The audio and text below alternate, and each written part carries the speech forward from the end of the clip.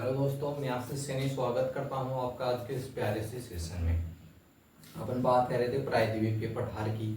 प्रायद्वीपीय पठार में अपने 5 पठार देख लिए थे। मेवाड़ का पठार, मध्य भारत का पठार, बुंदेलखंड का पठार, मालवा का पठार और बघेलखंड का पठार। ठीक है।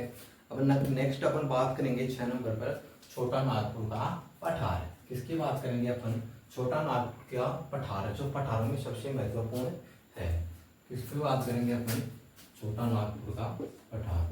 इसकी छोटा नागपुर का पठार, इसकी बात करेंगे अपन। छोटा नागपुर का पठार सबसे महत्वपूर्ण जो है छोटा नागपुर का पठार है। छोटा नागपुर का पठार है भाई, कहाँ स्थित है? मुख्य रूप से ये स्थित है झारखंड में मुख्य रूप से स्थित है। इसके साथ साथ ही देखें तो इसका कुछ भाग छत्तीसगढ़,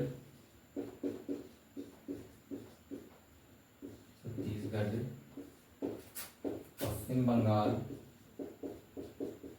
छत्तीसगढ़, पश्चिम बंगाल व कहाँ है? उड़ीसा में। छत्तीसगढ़, पश्चिम बंगाल और उड़ीसा में इसका क्या है? भाग है। उड़ीसा का कुछ भाग इसका बिहार में है, कुछ भाग बिहार में है। ठीक है। औसत तो इसकी ऊंचाई की बात करें, औसत ऊंचाई इसकी छोटा नागपुर पठार की किसकी बात करें? औसत ऊंचाई की, औसत ऊंचाई की बात करें, औसत ऊंचाई की बात करें तो 600 मीटर इसकी क्या है? औसत ऊंचाई है। अब देखें छोटा नागपुर के पठार की औसत ऊंचाई 600 किलोमीटर, कैसे 600 नहीं, सॉरी 700 किलोमीटर भाई, 700 मीटर ही है। ठीक है। यह अपना जो छोटा नागपुर का पठार है।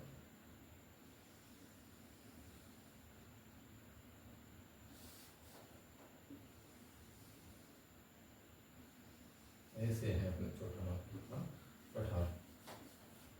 ठीक है। छोटा नागपुर का जो पठार है इसका जो पूर्वी भाग है, कौन सा भाग? पश्चिमी, पश्चिम वाला जो भाग है, यहाँ पर इसकी ऊंचाई 1000 मीटर तक मिलती है। मध्य वाला जो भाग है, मिड जो भाग है, उसमें इसकी ऊंचाई 700 मीटर तक मिलती है। और देखिए पूरा वाला जो भाग है इसमें 450 मीटर तक इसकी क्या होती है? ऊंचाई अपने को देखने को मिलती है। कहाँ तक?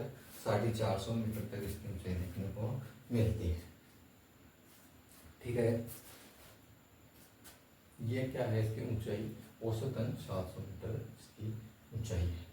ठीक है। अब अगर बात करें अपन, जो अपने ये क्या है, क्या है ये? छोटा नागपुर का पठार है।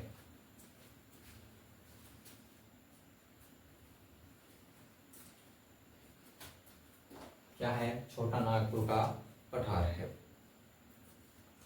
पठार का जो पूर्वी जो क्षेत्र है, पश्चिमी क्षेत्र, कौन सा क्षेत्र है? पश्चिमी क्षेत्र है। पश्चिमी जो भाग है, पश्चिमी जो भाग है पठार का, जो पश्चिमी भाग है, इस भाग को पाट क्षेत्र कहा जाता है। पाट क्षेत्र।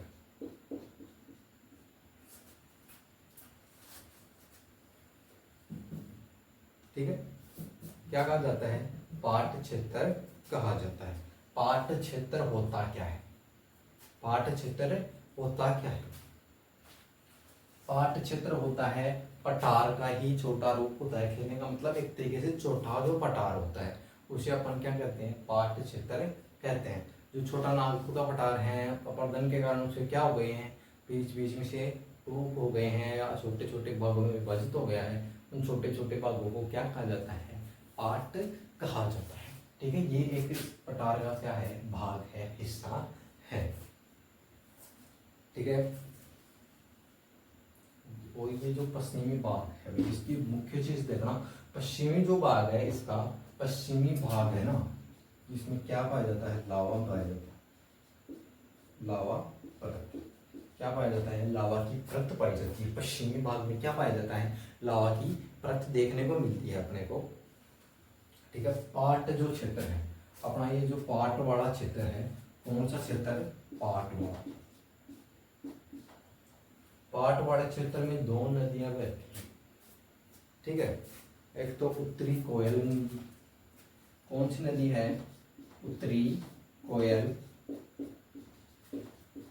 दूसरी कौन सी है, संक नदी। कौन सी नदी है, संक नदी। दो नदियां क्या करती हैं, बहती हैं। कहाँ से, पाट वाले क्षेत्र से। ठीक है, अब देखें, एक प्रमुख नदी है, मेन जो नदी है वो कौन सी है, दामोदर नदी। कौन सी, दामोदर नदी।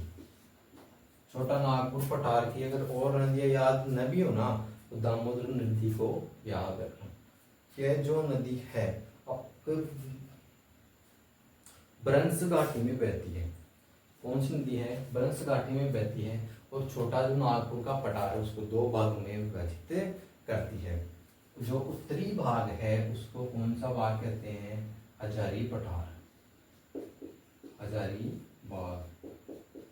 कौन सा, हजारी बाग पठार। और जो दक्षिणी भाग है उसको क्या कहते हैं, रांची का पठार, रांची पठार। दक्षिणी भाग को क्या कहते हैं, रांची पठार कहते हैं। क्या करती है, दो भागों में विभाजित करती है। ठीक है, अपने जो ये भी जो विंध्याचल वाला जो भाग है ना, वहां से एक यहाँ पर एक पर्वत श्रेणी पर, पर्वत पर का क्या पाया जाता है, एक पर्वत है। क्या है, एक पर्वत स्थित है। क्या है, एक पर्वत स्थित है। पर्वत का नाम क्या है, पार्श्व नाम, पार्श्व, पार्श्व। क्या नाम है इस पर्वत का, पार्श्वनाथ पहाड़ी। क्या है, पार्श्वनाथ पहाड़ी। तो क्या है, सबसे, इस जो छोटा नागपुर का पठार है उसकी सबसे ऊंची चोटी क्या है, सबसे ऊंची चोटी है किसकी, छोटा नागपुर पठार की। क्या, पार्श्वनाथ पहाड़ी। ठीक है, उत्तरी भाग में दो नदियां हैं। उत्तरी भाग में नदी है, मतलब ये हजारी बाग वाला जो भाग है ना, उसमें क्या है, नदी, हजारी बाग। ठीक है, हजारी बाग में कौन कौन सी नदियां हैं, एक नदी है ब्राकर नदी। कौन सी नदी है यहाँ पर, ब्राकर नदी।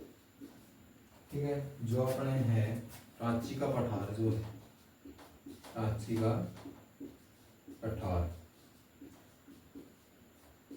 रांची का जो पठार है इस वाले भाग में भी नदियां हैं। कौन सी, स्वर्ण रेखा नदी। रांची का पठार है, इस वाले भाग में कौन कौन सी नदियां हैं, स्वर्ण रेखा नदी, स्वर्ण रेखा,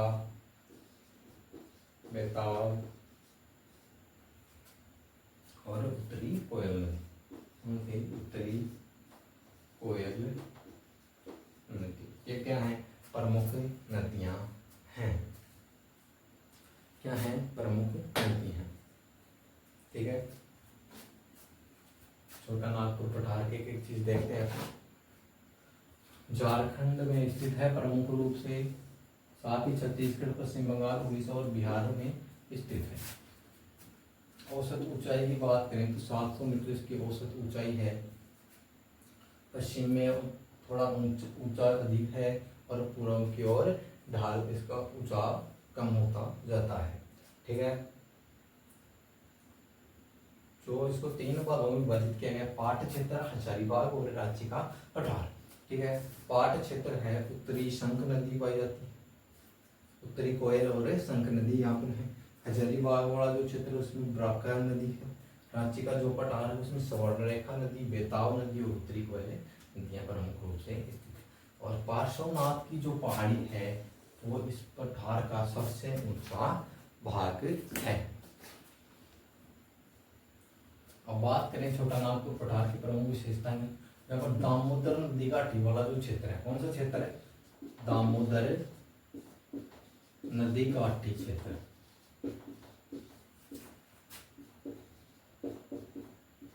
दामोदर नदी घाटी क्षेत्र, दामोदर नदी घाटी क्षेत्र है ना, यहाँ पर क्या पाया जाता है? कोयले के भंडार पाए जाते हैं। क्या पाए जाते हैं? कोयले के भंडार। क्या पाए जाते हैं? कोयले के भंडार पाए जाते हैं। कहाँ पर? दामोदर घाटी वाले क्षेत्र में। इसलिए इस क्षेत्र की तुलना किसकी?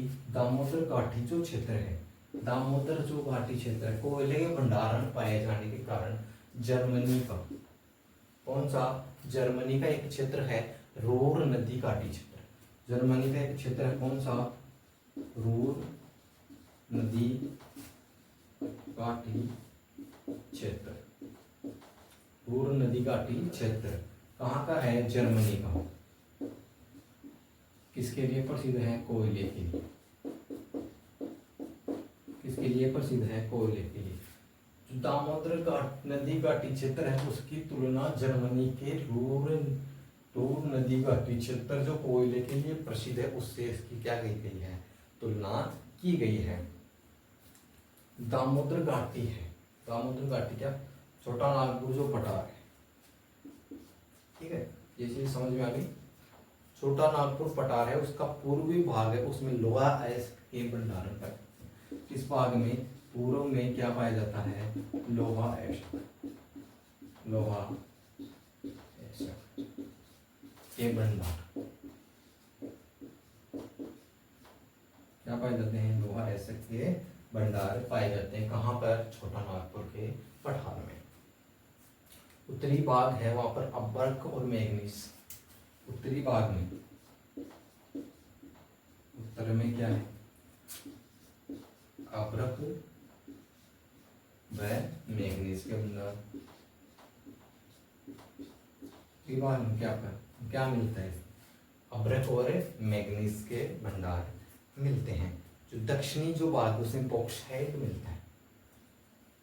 क्या है? दक्षिणी भाग में क्या मिलता है? बॉक्साइट। दक्षिणी भाग में क्या मिलता है? बॉक्साइट यहाँ पर मिलता है।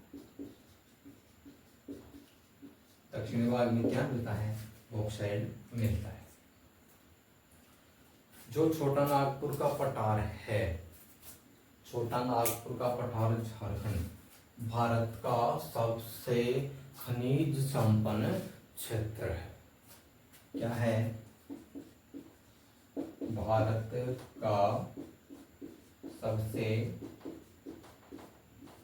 खनिज क्षेत्र, सबसे बड़ा खनिज क्षेत्र या खनिज संपन्न क्षेत्र। कौन सा क्षेत्र? सबसे खनिज संपन्न क्षेत्र, खनिज संपन्न, खनिज संपन्न क्षेत्र है। कहाँ का? भारत का सबसे संपन्न खनिज क्षेत्र कौन सा है? छोटा नागपुर का पठार। ठीक है, अब नेक्स्ट देखते हैं दक्कन का पठार। देखते हैं दक्कन का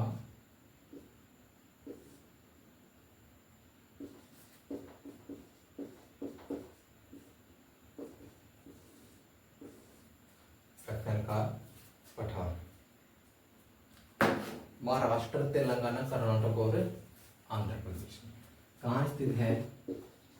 महाराष्ट्र, कर्नाटक, तेलंगाना और आंध्र प्रदेश, तेलंगाना और आंध्र प्रदेश में स्थित है। तेलंगाना कहाँ? आंध्र प्रदेश। कहाँ? अरुणाचल प्रदेश नहीं है, आंध्र प्रदेश में स्थित है। ठीक है, ढाल के आकार कैसा है? त्रिभुजाकार पठार है। कैसा पठार है? त्रिभुजाकार। पिछली क्लास में मैप में बता दिया था कहाँ स्थित है। ठीक है, त्रिभुजाकार पठार है। दक्षिणी लावा की परत पाई जाती है। क्या पाई जाती है? इस पर भी लावा की परत, लावा की परत देखने को मिलती है। ले क्या है? काली मिट्टी है, काली मिट्टी। काली मिट्टी और कपास के लिए क्या है महत्वपूर्ण? कपास के लिए क्या है सर्वाधिक उपजाऊ? किसके लिए? कपास के लिए। ठीक है, काली मिट्टी किसके लिए सर्वाधिक उपजाऊ है? कपास के। इसकी जो ढाल है, इसका जो ढाल है क्या है? दो भागों में विभाजित। इसका ढाल क्या है? उत्तर की ओर। इसका ढाल क्या है? ढाल पूर्व की ओर। ढाल क्या है? पूर्व की ओर है। नदियां कहाँ गिरती हैं? बंगाल की खाड़ी में। नदियां कहाँ गिरती हैं? बंगाल की खाड़ी में। नदियां कहाँ गिरती हैं? बंगाल की खाड़ी में नदियां गिरती हैं। प्रायदेशिक आधार पर इसे तीन भागों में विभाजित किया गया। प्रायदेशिक आधार पर इसे तीन भागों में विभाजित किया गया। तीन भाग कौन कौन से हैं? पहला है महाराष्ट्र का पठार। तीन भागों में विभाजित किया गया है। पहला है महाराष्ट्र का पठार। महाराष्ट्र के पठार के अपन विशेषता की बात करें, यहाँ पर क्या पाई जाती है? काली मिट्टी पाई जाती है भाई, काली मिट्टी पाई जाती है। काली मिट्टी, काली मिट्टी पाई जाती है। क्या होगा? कपास, कपास होगा। जिस क्षेत्र में कपास होगा, कच्चा माल मिलेगा, उस क्षेत्र में कपास के लिए उद्योग धंधे लगाए जाएंगे। यहाँ पर क्या है? सूती वस्त्र उद्योग के, सूती वस्त्र उद्योग है। क्या है? सूती वस्त्र उद्योग। इसी कारण गुजरात के कुछ भाग में और महाराष्ट्र में क्या है? सूती वस्त्र के उद्योग है। इस भाग में प्रमुख दो नदियां पाई जाती हैं। दो नदियां कौन कौन सी हैं? महाराष्ट्र के पठार में कौन कौन सी नदियां हैं? कृष्णा प्लस गोदावरी। कृष्णा और गोदावरी। और कौन सी नदियां हैं?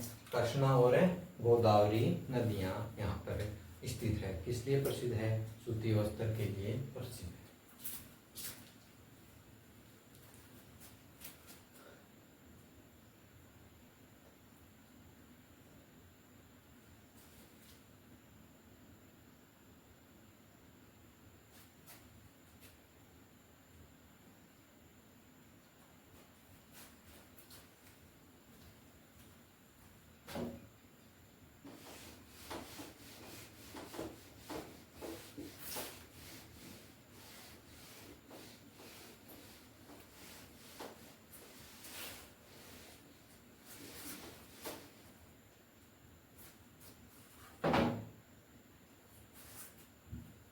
देख रहे हो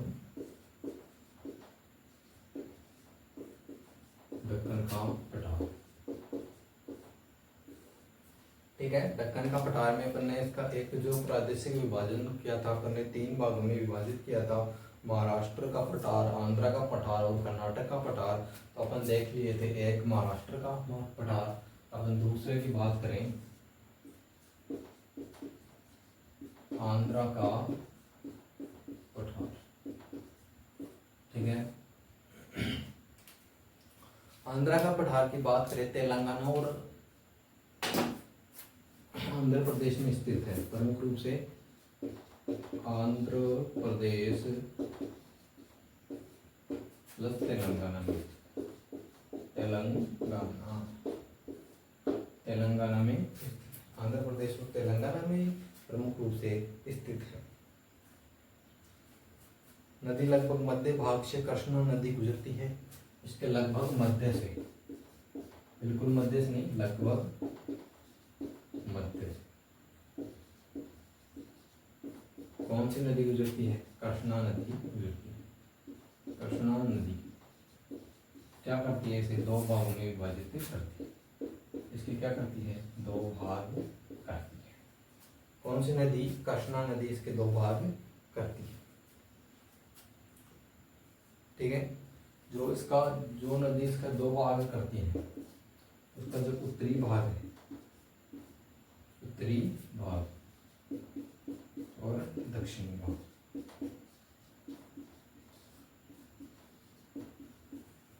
उत्तरी और दक्षिणी भाग है। जो उत्तर का जो भाग है उसको तो क्या कहते हैं? उत्तर के भाग को क्या कहते हैं? तेलंगाना पठार, और दक्षिणी भाग कहते हैं रायलसीमा पठार। उत्तर के भाग को कहते हैं तेलंगाना पठार, दक्षिणी भाग को रायलसीमा पठार।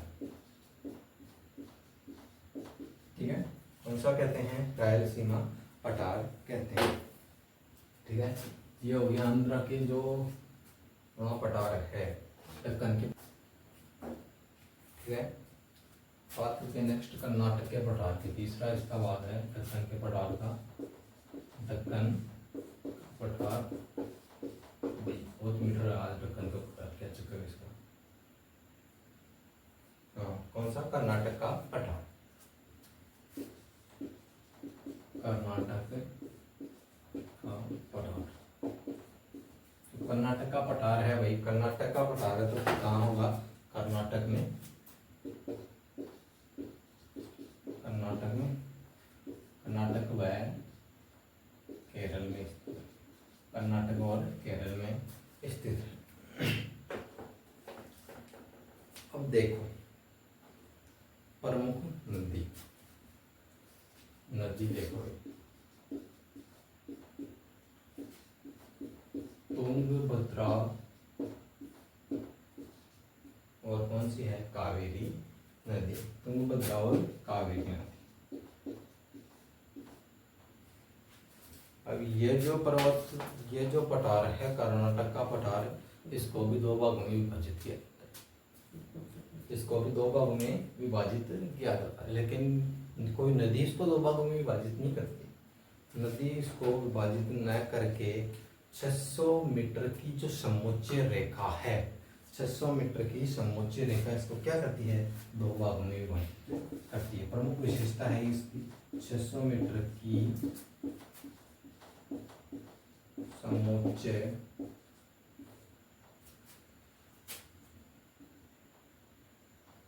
रेखा क्या करती है? दो भागों में विभाजित, दो भागों में विभाजित करती है।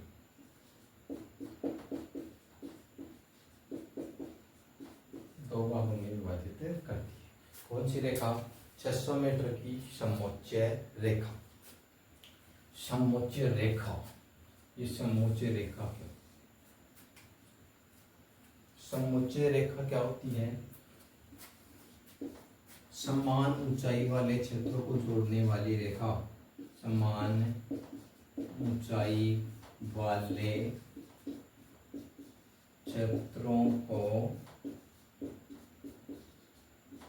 जोड़ने वाली कौन सी? समान ऊंचाई वाले क्षेत्रों को जोड़ने वाली रेखा क्या कहलाती है? समोच्च रेखा कहलाती है। ठीक है, जैसे अपन देखते हैं, ये अपना कोई क्षेत्र है, ये क्या है? एक अपने पास क्षेत्र है। समोच्च रेखा की बात करें तो इसमें इसके तो पॉइंट यहाँ पर है भाई, जो क्या है? 600 मीटर की ऊंचाई रखता है। क्या है? 600 मीटर की ऊंचाई रखता है। एक इसका पॉइंट यहाँ पर है अपने पास, तो ये क्या है? 600 मीटर हो रहा है। एक अपने पास यहाँ पर इसको, ठीक है, तो ये रेखा इसको ऐसे जोड़ेगी। कैसे जोड़ेगी? इसे जोड़ेगी। कौन सी रेखा? समोच्च रेखा। ठीक है आज के सेशन में। तो नेक्स्ट अपन कल के जो क्लास होगी उसमें अपन पर्वतों की बात करेंगे। अपन ने प्रायद्वीपीय पठार में दो चीजें देखी थी, पठार और पर्वत। पहले अपन पठारों की बात कर चुके हैं, नेक्स्ट अपन कल बात करेंगे पर्वतों। उसमें देखेंगे अपन अरावली, गिरी, विंध्याचल, सतपुड़ा, पश्चिमी घाट, पूर्वी घाट और नीलगिरी जो पठार है उनको अपन चर्चा करेंगे उनको। ठीक है, थैंक यू सो मच।